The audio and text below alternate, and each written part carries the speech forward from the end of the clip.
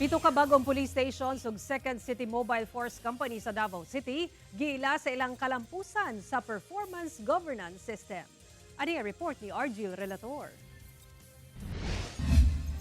Pito ka mga bag-ong natukod nga police station sa Davao City nga mao ang Ecoland, Maa, Balyok, Bahada, Eden, Los Amigos ug Mandog ug ang Second City Mobile Force Company ang giila og gipasidunggan alang sa ilang mahinungdanon nga kontribusyon sa police transformation ug organization development.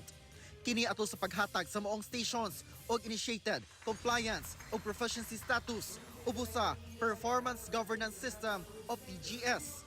Ang Mandog Police Station ug Second CMFC nakadawat sab og Silver Eagle Award alang sa ilang exemplary performance ratings ug malampusong pagkumpleto sa tanang validation requirements.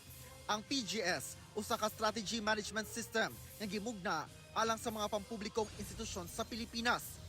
Gitugutan niini ang mga ahensya sa gobyerno sa pagdisenyo, deploy, monitor ug pagpadayon sa mga long-term nga mga reforma nga nagtinguha nga makabot ang measurable breakthroughs sa paghatod og serbisyo ug institutional performance. The conformment of that performance governance system, makikita natin na yung police, meron talaga siyang focus.